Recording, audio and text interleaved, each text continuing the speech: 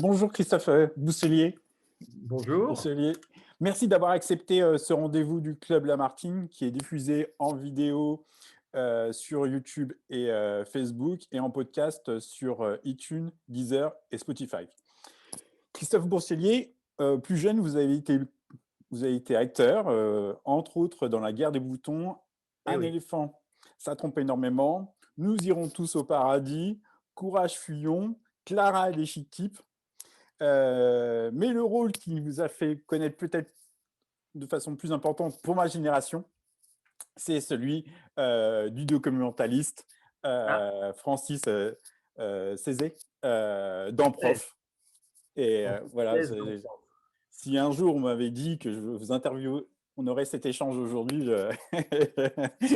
Ce film, je l'ai vu un nombre de fois incroyable, mais c'est pas pour ça que je vous ai invité et que vous avez eu la gentillesse d'accepter ce rendez-vous. C'est parce que vous êtes docteur en histoire, spécialiste de l'extrême gauche et auteur d'ouvrages, mais on peut aussi vous entendre sur France Inter, et ça, j'adore cette émission. Le samedi matin, faut être matinal, entre guillemets, vers Et le 8h50 dimanche matin. et le dimanche matin, effectivement, dans Le Monde qui nous rend fou, me rend fou, Le Monde me rend fou, qui est très, très drôle et très informé. Et c'est toujours un bon moment pour se réveiller le matin, en week-end. Vous êtes l'auteur de ce super livre très documenté qui est Nouvelle histoire de l'ultra-gauche. Alors, ma première question, quelle est la différence entre l'extrême gauche, une expression qu'on connaît mieux, et l'ultra-gauche? Bah, écoutez, j'ai essayé simplement d'être un peu rigoureux et précis parce nous vivions une époque formidable, dans laquelle on dit tout et n'importe quoi et dans laquelle on emploie les mots à tort et à travers dans un désordre absolu, sans jamais préciser de quoi on parle. Par exemple, le mot ultra, aujourd'hui, on l'emploie à toutes les sauces. On entend parler des ultras de l'OM, des ultras du PSG, de l'ultra droite et pourquoi pas de l'ultra gauche. Enfin bref, tout le monde est plus ou moins ultra. Alors moi, j'ai voulu simplement expliquer que l'ultra-gauche, c'est un courant politique qui est séparé de l'extrême gauche. C'est-à-dire que l'extrême gauche, c'est un ensemble de courants. Dans l'extrême gauche, vous avez plein de courants politiques qui se revendiquent de l'extrême gauche, des trotskistes, des maoïstes, des anarchistes et autres. Et l'ultra-gauche, c'est l'un de ces courants. Et que, si on pouvait résumer ce que c'est que l'ultra-gauche, c'est un courant d'abord qui plonge ses racines dans le siècle, puisque c'est un courant qui a à peu près un peu plus de 100 ans maintenant, et c'est un courant qu'on pourrait résumer en disant que c'est un courant marxiste, mais anti-autoritaire. Et tout est là, et c'est de l'histoire d'un tout petit courant historique qui se prolonge jusqu'à aujourd'hui. Et c'est pour ça que j'ai fait ce gros livre que vous avez tenu entre les mains. Alors, effectivement, mais dans l'ultra-gauche, il y a des léninistes, des anti-staliniens. Alors, Ils se il n'y a re- pas vraiment de léninistes dans l'ultra-gauche, parce que dans l'ultra-gauche, il y a avant tout des gens qui, justement, critiquent Lénine. Ils sont anti-staliniens, mais ils sont aussi anti-léninistes. Vous savez, l'ultra-gauche, c'est un courant qui naît avec la révolution d'octobre, la révolution russe de 1917. Et à ce moment-là, en 1917, quand Lénine prend le pouvoir, eh ben, il y a plein de partisans de la révolution russe partout dans le monde. Et ces partisans, certains d'entre eux commencent à critiquer le nouveau pouvoir en disant mais attendez, Lénine, tu nous avais dit que tu voulais faire la révolution pour donner le pouvoir au peuple, et en réalité, tu es en train de créer une dictature, tu es en train de créer un État tout-puissant, alors que normalement, tu devais créer un État qui devait se désagréger rapidement. Et donc, ceux-là sont ceux que Lénine lui-même va désigner comme des ultra-gauches en disant mais vous n'êtes pas réaliste. Il faut bien bâtir un État fort si on veut qu'un jour cet État s'affaiblisse. Ça, c'est un peu le rêve léniniste. Mais l'ultra-gauche se bâtit en fait au départ comme une critique de Lénine. Et puis alors ça va petit à petit évoluer, ça va devenir une critique du bolchevisme dans son ensemble, c'est-à-dire de la vision léniniste. Et puis encore plus loin, après, il y en a certains qui vont effectuer une critique du marxisme. Et puis certains iront encore plus loin en faisant une critique radicale de la politique. Enfin voilà, c'est un mouvement. On peut dire quand même, il faut bien le reconnaître, que plus à gauche que l'ultra-gauche, il n'y a pas. Hein, Après, c'est l'extrême droite. On retombe de l'autre ah, côté. ça, c'est autre chose. Ça, On en c'est pas parlera. J'ai une très petite question là-dessus parce que j'ai été très étonné et ça m'a intéressé sur cette question. Mais l'ultra-gauche, il naît où? Il naît en Europe. déjà? Alors, l'ultra-gauche, c'est un courant qui naît, oui, principalement en Europe. C'est un courant international. Si vous voulez, en 1917, vous avez la Révolution, puis vous avez plein de partisans partout dans le monde. Alors, il y en a en France, il y en a en Allemagne, il y en a en Italie, il y en a un peu partout. Et l'ultra-gauche va naître de ces partisans. C'est-à-dire, ce seront d'abord des partisans de la Révolution, puis très rapidement, des partisans critiques, puis des critiques. Voyez, ça va procéder comme ça. Oui. Mais on pourrait dire que le coup d'envoi de l'ultra-gauche, il est quand même donné en Allemagne, parce qu'en Allemagne, il y a une gauche communiste allemande qui va apparaître très tôt, dont la tête de proue, c'est la femme qui va lancer en quelque sorte l'ultra-gauche, c'est Rosa Luxembourg. Alors Rosa Luxembourg, elle va… Pourquoi? Parce que Rosa Luxembourg, elle est révolutionnaire comme Lénine, mais elle va entrer en conflit avec Lénine. C'est-à-dire qu'elle va dire, écoute, Lénine, tu n'as rien compris. Pour bien comprendre le conflit, je vais juste faire un petit… Mais il faut, c'est… Karl Marx avait écrit un livre qui s'appelait Le Manifeste du Parti communiste au XIXe siècle, dans lequel il disait que le prolétariat devait faire la révolution, parce que le prolétariat était le moteur historique de la révolution, mais pour faire la révolution, le prolétariat devait se constituer en parti communiste. Mais il n'a pas été plus précis que ça sur la tête que devait avoir le Parti communiste. Alors Lénine est arrivé, et Lénine a fait une lecture de Marx et une interprétation de Marx. Et il a considéré que selon Marx, le Parti communiste, ça devait être une organisation structurée qui rassemblait l'avant-garde de la classe ouvrière et qui devait prendre le pouvoir et qui devait diriger la révolution. Alors Rosa Luxembourg, elle n'est pas d'accord, elle dit « t'as rien compris à Marx ».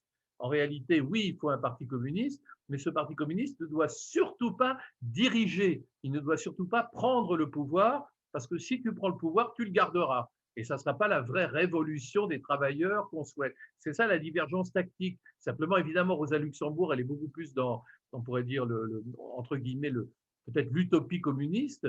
Et Lénine, il a les pieds sur terre, il veut le pouvoir, quoi. Et effectivement, il va prendre le pouvoir et c'est parti pour, s'il faut bien appeler, 70 ans de dictature. Et moi, ce qui m'a étonné, alors est-ce que c'est un axe que vous avez choisi, mais j'ai l'impression que ce sont des intellectuels, les ultra-gauches. En fait, ils écrivent beaucoup, ils réfléchissent beaucoup sur la révolution, comment le prolétariat doit prendre le pouvoir par ses conseils Ouvriers, les conseils ouvriers, ouvriers. et pas par la violence, et pas par… Et pourtant, l'image qu'on a de l'ultra-gauche aujourd'hui, ça serait plutôt quelque chose de violent. Oui, alors c'est Est-ce très que c'est un paradoxal axe? parce qu'en fait, oui, oui, mais l'histoire de l'ultra-gauche, c'est en fait l'histoire de courants tout petits, de groupuscules, et on s'aperçoit, et ça pour moi c'est passionnant et ça participe de mon travail sur l'extrémisme, on s'aperçoit qu'on n'a pas besoin d'être nombreux pour avoir de l'influence sur la société. Et on voit par exemple qu'une toute petite, un tout petit groupe de créateurs comme l'Internationale situationniste, par exemple, qui appartient à cet archipel de l'ultra-gauche, va avoir une influence intellectuelle énorme alors qu'ils ne sont que 17 au maximum. Et toute l'histoire de l'ultra-gauche, c'est l'histoire de petits cénacles d'intellectuels, mais qui vont complètement bouleverser les sciences politiques, qui vont complètement renouveler la recherche. Il faut voir les travaux, par exemple, passionnants de Cornelius Castoriadis sur le totalitarisme et la démocratie, les travaux de Claude Lefort sur la démocratie. Tout ça, c'est des gens d'ultra-gauche, vous voyez. Les travaux de Guy Debord sur la société du spectacle, les rouages de la société contemporaine. C'est toute une recherche passionnante. Et donc, en fait, c'est avant tout l'histoire de l'ultra-gauche, l'histoire de petits groupes d'intellectuels, en gros jusqu'à mai 68. Et puis en mai 68, vous avez alors une espèce de mouvement qui se fait, d'activistes qui vont se rapprocher de l'ultra-gauche, je résume, hein, et Oui. qui vont à ce moment-là très rapidement se constituer en une sorte de phalange armée qui va soutenir les thèses de l'ultra-gauche. Alors la thèse principale de l'ultra-gauche, c'est l'idée que, en gros, quand on parle de la gauche, des syndicats, des partis de gauche, etc., pour l'ultra-gauche, tout ça, c'est des capitalistes. Tout ça, c'est l'ennemi de classe. Le capitalisme domine tout, droite et gauche, et donc il rejette tout. Et donc, qu'est-ce que vous allez avoir à partir des années 1970 dans la rue? Des casseurs qui vont tout rejeter. c'est-à-dire qu'ils vont taper aussi bien sur les manifestants que sur les policiers, qui vont casser les vitrines, piller les magasins, s'en prendre à la police, etc. Et les Black Blocs d'aujourd'hui, dont on parle beaucoup périodiquement, sont les héritiers de l'ultra-gauche, mais ils sont précisément les héritiers de ces activistes qui ont accompagné l'ultra-gauche à partir très précisément de 1971. Parce qu'effectivement, au début du siècle, c'est vraiment des auteurs. On voit ce côté intellectuel où ils Tout à fait. écrivent beaucoup d'ouvrages. Alors, ce qui est incroyable, c'est que vous avez mis la main sur tout. En tout cas, on a l'impression dans ce livre que vous avez vécu personnellement. Mais non, je suis quand même un peu trop, bien qu'étant vieux, je suis quand même un peu trop jeune. Mais non, non, j'ai pas vécu tout ça. Mais par contre, c'est le fruit d'un énorme travail, Ah hein, oui. Bravo, de parce que recherche, d'archives, des rencontres avec des gens. Ça a été très compliqué, très très long et pour moi passionnant. Mais c'est vrai que là où on peut s'inquiéter peut-être, c'est de voir que au XXIe siècle, les héritiers de cette riche histoire ont du mal à renouveler l'idéologie. C'est-à-dire qu'on voit bien qu'il n'y a pas vraiment de penseurs ultra-gauche d'importance aujourd'hui. Les penseurs ultra-gauche, ça s'arrête à la fin du XXe siècle avec la mort de Guy Debord. Vous voyez, hmm, j'ai l'impression qu'aujourd'hui, je cherche de jeunes penseurs qui pourraient faire avancer cette pensée ultra-gauche et la prolonger. Or, ce n'est pas vraiment le cas. On voit bien quand on observe, par exemple, dans les manifestations, les autonomes qui se constituent en Black Bloc, parce que vous savez que les Black Blocs, hmm. ce n'est pas une organisation, hein, c'est juste une méthode d'intervention. On se constitue en bloc pour se distinguer des manifestants officiels. Quand on observe ces groupes, on voit bien qu'il n'y a pas de tract, ils justifient rarement leurs actions par une pensée. Et puis, quand ils mettent des graffitis sur les murs, c'est souvent des graffitis qui sont extrêmement confusionnistes. Il y a un mélange terrible, alors que justement, l'ultra-gauche, elle tenait à clarifier tout, à se différencier de tout. Vous voyez, moi, j'ai constaté, par exemple, que quand vous voyez, par exemple, certains graffitis, vous voyez aussi bien des signes ultra-gauche, des signes anarchistes, vous allez avoir des signes un peu islamo-gauchistes, des signes un peu théorie du genre, racialiste, un mélange qui n'est pas le propre de l'ultra-gauche, parce que l'ultra-gauche, c'était, ou c'est encore, je l'espère, la clarification. C'est, il y a un passage sur le hashtag. Je ne savais pas que c'était quelqu'un d'ultra-gauche, en fait, Oui, oui. qui avait mis le feu au hashtag parce qu'il pense que les parlementaires, c'est une trahison de la démocratie, est une Ah trahison oui, oui, oui, il est de... contre la démocratie, enfin, il est contre la démocratie parlementaire. Il considère que c'est une forfaiture. L'idée de l'ultra-gauche, qui est une idée peut-être dangereuse d'ailleurs, ça consiste à dire qu'il n'y a pas de différence entre le fascisme et la démocratie, Ouais. entre la tyrannie et la démocratie, parce que dans les deux cas, le système capitaliste demeure. Et donc, selon l'ultra-gauche, hein, selon les Mhm. théoriciens de l'ultra-gauche, bah, du coup, à quoi bon lutter contre l'extrême droite, par exemple, puisque, au fond, ce sont deux visages d'un même système, soit la tyrannie doucereuse de la démocratie, soit la tyrannie brutale du fascisme. Donc, ils sont dans cette image-là qui va les amener à commettre de très graves erreurs historiques, puisque notamment pendant la Seconde Guerre mondiale, ils vont refuser de lutter contre le nazisme en restant dans leur coin, en disant nous, ce qui nous intéresse, c'est la lutte de classe, on ne se mêle pas, les Anglais, les Américains, les nazis, c'est pareil, on est contre tout ça. Et ça les amènera encore plus loin dans une très grave erreur historique ultérieure, puisque dans les années 1980, certains ultra-gauches regroupés autour du collectif de la vieille taupe vont soutenir les thèses négationnistes de Robert Faurisson, et Ouais. donc vont s'engager dans un combat qui va les amener à côté de l'extrême droite, ce qui est tout de même le comble en quelque sorte. Et ça fait partie, pour moi, c'est la face noire de l'ultra-gauche, car elle existe, évidemment, je ne l'ai pas occultée. Et dedans, Mussolini vient de l'ultra-gauche, c'est ça? Je me Quoi, trompe? pardon? Mussolini a traîné dans ces courants-là avant, dans sa jeunesse, c'est ça? Je me suis trompé? Mussolini, bien sûr. Oui, Alors c'est ça, hein? Mussolini, c'est un peu différent parce que Mussolini, il était socialiste. Il était membre du Parti socialiste italien. Et au départ, il était même dans l'aile gauche du Parti socialiste italien. C'était un Ouais. révolutionnaire d'extrême gauche. Et du jour au lendemain, pendant la Première Guerre mondiale, il s'est converti au patriotisme, au nationalisme et au fascisme. Et beaucoup de gens de gauche l'ont suivi dans le fascisme en pensant que, au fond, c'était une tendance socialiste envisageable. Ils ont été déçus par la suite, mais ils ont vraiment, les premiers fascistes pensaient que le fascisme était un socialiste. Et une expression que je ne connaissais pas, c'était qu'ils considéraient que l'URSS était un capitalisme d'État. Alors ça, Voilà, c'est ça, c'est incroyable ça. Si on absolument. dit ça à un libéral Deux aujourd'hui, formes de oui, oui. Ils il serait fou. considéraient que deux formes de capitalisme, le capitalisme monopolistique, celui que nous vivons, nous, en Occident, et puis un autre capitalisme où finalement l'URSS, l'Union soviétique, était devenue une sorte de grosse entreprise gigantesque dont Staline ou Lénine étaient les patrons, et que donc on vivait en Russie sous le capitalisme d'État. C'était une façon de dire que le capitalisme régnait partout en maître. Et au fond, ils avaient raison, parce que l'échange marchand qu'ils voulaient abolir n'a jamais pu être aboli. Donc, Mhm. au fond, le diagnostic était assez juste, au fond. Euh, Comment vous expliquez que l'ultra-gauche n'est pas explosé? Il s'est plutôt éteint après mai 68. Bah, si vous voulez, l'ultra-gauche a connu n'a jamais, l'ultra-gauche, ce qui caractérise les mouvements ultra-gauche, c'est le fait qu'ils n'ont jamais voulu s'organiser en tant véritablement que mouvement. Ils ne se sont jamais structurés parce qu'ils considéraient, en suivant ce que disait Rosa Luxembourg d'ailleurs, que c'était le prolétariat qui devait spontanément faire la révolution.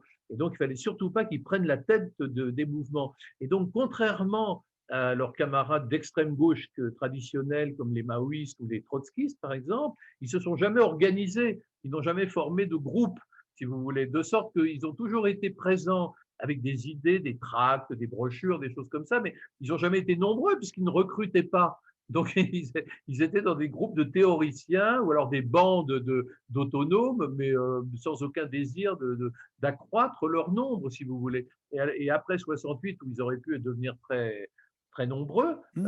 en fait, ils ne sont pas devenus à cause de ça, parce qu'ils ne souhaitaient pas que d'autres personnes les rejoignent. Mais ils se sont toujours maintenus.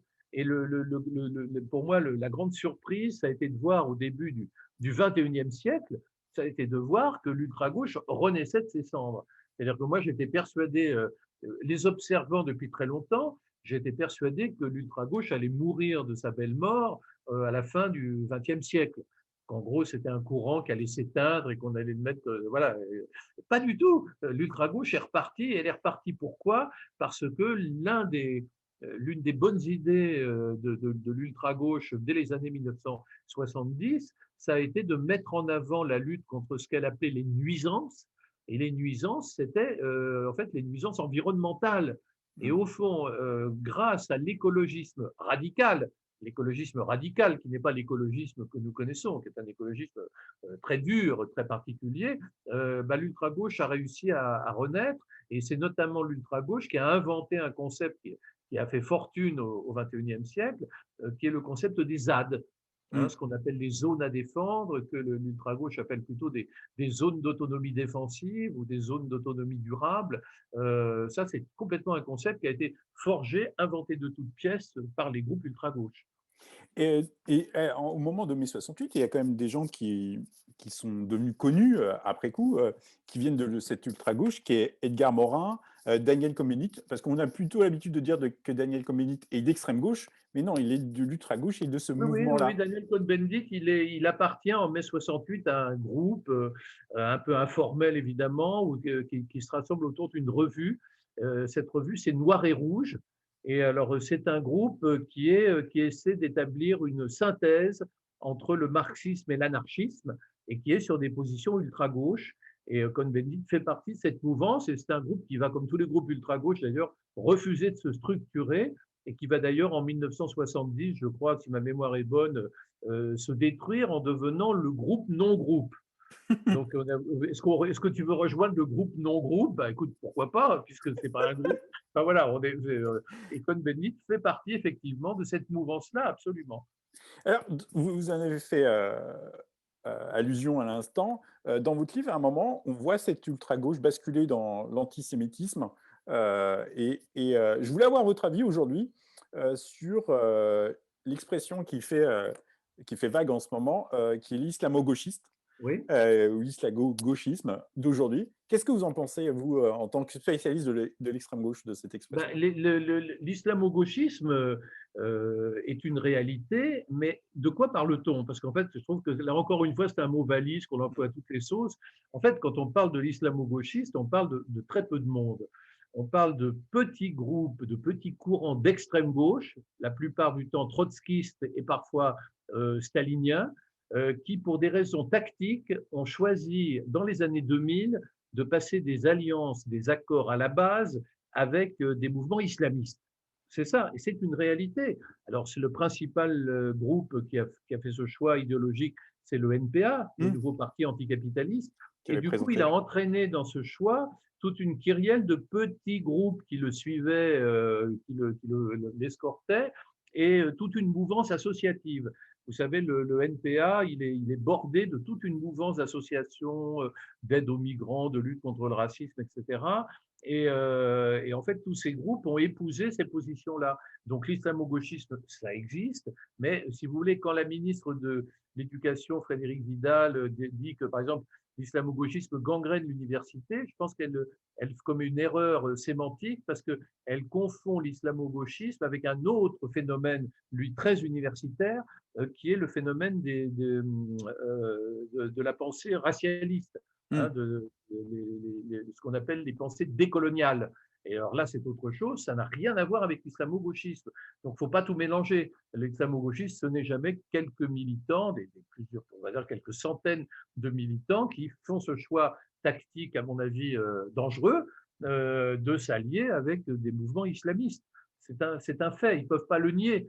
J'ai participé il y a quelque temps à un débat un peu houleux à la télévision où des gens qui étaient à côté de moi hurlaient que l'islamo-gauchisme, ça n'existait pas, que c'était une invention. Ah si, je suis désolé, mais le terme est un terme plutôt injurieux, hein, Mmh. islamo-gauchiste, personne va se réclamer de ça, mais enfin, c'est pas moi qui ai inventé le Parti des indigènes de la République, c'est pas moi qui ai inventé le NPA, hein, le nouveau parti anticapitaliste. Il faut, après qu'ils fassent, eux, leur examen de conscience et dire est-ce qu'on a fait le bon choix tactique ou idéologique au XXIe siècle. C'est un autre Ah, sujet. et dans et dans les activistes, armés, on va dire, qui est pas l'ultra-gauche, hein, tout ce qui est Brigade rouge, ou Carlos, mais Carlos, après la chute du mur de Berlin, choisit d'aller, aider, ce qu'on appelait, des États islamiques, qu'on appellerait ça comme ça aujourd'hui, au titre de la libération des peuples. Et on voit bien cette conjoncture entre l'extrême gauche et en tout cas l'extrême gauche vers ces islamistes au Bah, c'est titre. une partie de l'extrême gauche, hein, c'est Oui, pas oui. toute l'extrême Oui, bien gauche. sûr. Bien là-dessus, c'est assez complexe parce qu'il y a une césure qui se fait dans l'extrême gauche, en gros après l'attentat du 11 septembre. Hein. C'est l'attentat du 11 septembre qui va provoquer la césure. Vous avez d'un côté ceux qui disent les masses arabes sont en train de s'islamiser. Pour beaucoup d'entre elles, elles se sont converties à l'islamisme. Donc, si on veut être comme des poissons dans l'eau au milieu des masses, il faut qu'on passe des accords avec les islamistes. Donc ça, c'est le premier courant. Puis il y a un deuxième courant qui dit il n'en est pas question, la religion est l'opium du peuple, et donc il est hors de question que nous nous allions avec des mouvements de cette nature-là. Si vous regardez par exemple le paysage de l'extrême gauche en France, vous voyez que le NPA est sur cette position-là, mais des mouvements comme par exemple Lutte ouvrière Mm. ou les Lambertistes, le Parti ouvrier indépendant par exemple, ils sont totalement opposés. Ils sont opposés à toute forme d'alliance avec les mouvements islamistes. Donc, vous voyez, on ne peut pas dire que l'extrême gauche soit totalement envahie par ces théories-là. C'est certaines branches de l'extrême gauche, et, trotskiste, et puis alors aussi certaines branches du stalinisme. Mais alors là, ils sont très peu nombreux. C'est devenu des tout petits groupes ou des groupes un peu, un peu obscurs. Et dans le cas de Carlos, oui, mais Carlos, il était surtout mu. Vous savez, il a été emprisonné très tôt. Hein, il a été mis en Mm. prison en France. Et depuis sa cellule, il a tenu beaucoup de propos provocateurs, divers et variés, dont le fait de se dire qu'il aimait beaucoup les islamistes. Enfin, mais ça participe aussi de la rhétorique provocatrice d'un prisonnier, de quelqu'un qui est emprisonné. Et vous avez fait allusion que cette évolution de l'ultra-gauche aujourd'hui, c'est chez les zadistes, les Black Blocs. Est-ce que, oui, aujourd'hui, l'ultra-gauche s'est réincarnée chez l'écologie radicale? Oui, oui, mais c'est-à-dire que l'ultra-gauche a réussi à trouver une nouvelle jeunesse dans l'écologisme radical, en incarnant la pointe la plus violente, la plus révolutionnaire. Si vous voulez, toutes les ZAD qui sont créées, pour moi, on voit bien qu'il y a des ultra-gauches dedans. Il y a des activistes liés à l'ultra-gauche. Alors là, il y a une question qui est importante, c'est en fait, il faut quand même pas surestimer le phénomène. C'est-à-dire que l'intérêt des extrémistes, c'est qu'ils sont capables de faire bouger plein d'autres gens. Par exemple, on peut dire que, vous voyez, la ZAD de Notre-Dame-des-Landes, qui a été la ZAD principale, ou qui est toujours un peu en activité d'ailleurs, cette ZAD-là, on ne peut pas dire que tous les habitants soient ultra-gauche. Mmh, Mais par contre, ce qui est intéressant, c'est que ce sont des ultra-gauches qui en sont les créateurs. Et mmh, c'est le cas de toutes les ZAD. Vous voyez, il y a des ZAD un peu partout qui apparaissent, qui disparaissent. Il y en a une près de Paris, là, dans le triangle à Gonesse, je crois, qui est d'accord. apparue. On a d'autres, enfin, un peu partout. On les voit à Marseille, il y en a une, ça apparaît, ça disparaît, enfin ça. Mais ce sont effectivement des créations de l'ultra-gauche. Vous voyez, cette capacité à, à allumer l'incendie. Voilà, c'est ça que les ultra-gauches veulent faire, c'est allumer l'incendie pour que d'autres s'emparent du brasier ou du flambeau. Et même en termes d'idéologie, quand même, on retrouve ces idées de conseils d'ouvriers une partie des partis écologistes, quand même. On retrouve cette idée qui vient. Non, je me trompe ou... L'idée qui prévaut, c'est l'idée que la démocratie représentative telle que nous la connaissons est mauvaise. Et donc, il y a ceux qui veulent en finir avec la démocratie, ça existe. Et puis, il y a ceux qui rêvent d'une démocratie alternative, d'une Hmm, démocratie libertaire. Et pour eux, le modèle du Conseil ouvrier peut préfigurer cette démocratie libertaire dans la mesure où un Conseil ouvrier, c'est une assemblée générale de travailleurs. Donc, à la limite, si on se réunit en AG, il peut y hmm. avoir une sorte de consensus qui s'effectue sans pour autant passer par le vote. Hein, donc, et voilà. Mais enfin, c'est très expérimental et c'est très discutable également. Vous faites référence aussi dans votre livre alors, je ne sais pas si on peut les appeler les terroristes, en tout cas les activistes qui ont été arrêtés à Karnak. C'est ça, hein. On voit, et en ce moment, alors ça finit en flop, hein. On ne sait pas si c'est eux, on ne sait pas si c'est pas eux, mais en tout cas, le leader ne nie pas non plus que éventuellement il Voilà. pouvait être à côté de la voie de train. Euh, mais on Bah, voit on sait à bien. peu près, sans dire qui c'est, on sait très bien aujourd'hui ce qui s'est passé. C'est-à-dire que l'affaire de Tarnac, cette arrestation de plein de jeunes ultra-gauche, elle est liée à quoi? Au sabotage par des écologistes radicaux, justement, d'un train castor de déchets radioactifs qui traversait la France pour se rendre en Allemagne. Et donc, c'est une opération écologiste radicale franco-allemande. Alors, c'est une opération, on pourrait dire, est-ce que c'est une opération de terrorisme? C'est ce qu'a dit la police à l'époque. Ça fait doucement sourire parce qu'ils n'ont fait que ralentir des TGV. Alors, c'est vrai que c'est toujours embêtant. On vous dit, votre train est ralenti. Enfin, on n'est jamais content, hein, on demande à la SNCF de nous rembourser. Mais quand vous comparez cette action avec les attentats de Paris, du Bataclan, de Nice, enfin des horreurs qu'on a vécues après, enfin, vous voyez bien que c'est sans commune mesure. Bien sûr. Donc, c'était un peu ridicule de la part de l'État français d'attaquer ces jeunes gens en les taxant de terroristes. Peut-être étaient-ils coupables ou pas de ces sabotages, mais passer sous les fourches caudines du terrorisme, mobiliser des centaines de policiers comme si c'était action directe, ça paraissait un peu surdimensionné. En tout cas, cette semaine encore, j'ai entendu ça à la radio. On parle de, alors je ne sais pas si on peut appeler ça attentat, je ne sais pas, mais en tout cas, de destruction d'antennes. Et après, par des activistes, on peut penser que c'est l'ultra-gauche qui casse Souvent, souvent. souvent c'est le cas, oui, oui, tout à fait. Alors tout dépend des antennes, là, je ne sais pas exactement de quelle destruction vous En fait, parlez. c'est les antennes de téléphone, en fait, qui sont détruites dans la Oui, plupart du bah, temps c'est dans les ça. milieux ruraux, en fait. Oui, oui, bah, alors c'est toujours la même chose depuis le début du XXe siècle, du XXIe siècle, pardon. C'est-à-dire, ce sont des opérations écologistes radicales. Donc Hmm, là, il s'agit d'empêcher l'éventuel déploiement de la 5G, c'est ça. il s'agit de lutter contre les ondes qui sont nocives, il s'agit aussi d'empêcher les télécommunications éventuellement policières. Bon, on est toujours dans cette perspective-là, hein, Et, qui est sous-tendue par une vision du monde qui est très intéressante, qu'a fait Guy Debord, c'est mettre en lumière les rouages de la société, montrer que effectivement, il y a une forme d'oppression sous-jacente dissimulée derrière la démocratie. en tout cas, est-ce que vous pensez, vous parliez tout à l'heure qu'il y avait un problème idéologique aujourd'hui, mais est-ce que, avant c'était des penseurs, en tout cas c'est ce qu'on découvre dans votre livre, est-ce qu'aujourd'hui l'ultra-gauche est représentative de la société, c'est qu'on pense moins et qu'il y a un problème idéologique aujourd'hui? Bah, je crois qu'il y a un problème, peut-être en ce moment, il y a une crise moi, je crois que depuis la chute du mur de Berlin, il y a en fait une crise de l'alternative révolutionnaire. C'est-à-dire que les révolutionnaires d'hier, ils ont un gros problème, c'est qu'ils sont tous d'accord pour détruire ce monde qui ne leur plaît pas, mais ils ont très peur du monde qui pourrait suivre. Parce que finalement, l'enseignement du XXe siècle, c'est que qu'est-ce qui a suivi le monde capitaliste? Une dictature totalitaire. Alors, si c'est pour mettre en place des dictatures totalitaires, ça vaut vraiment pas le coup. Et en réalité, ils sont tous prisonniers de cette alternative et de ce doute. Ce qui fait qu'aujourd'hui, vous avez les théoriciens se taisent au fond et on laisse la place aux activistes.